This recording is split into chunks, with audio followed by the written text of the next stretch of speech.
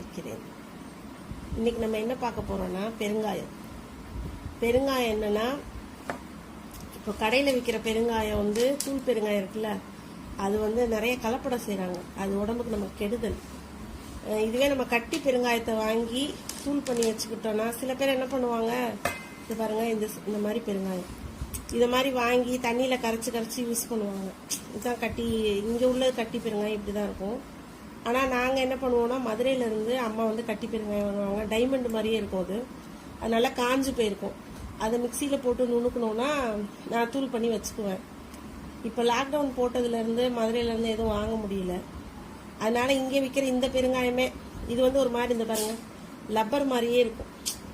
புதுசில் லப்பர் மாதிரி தான் இருக்கும். இந்த வளைச்சோன்னா இந்த வளையுது பாருங்க, லப்பர் மாதிரியே இருக்குமா.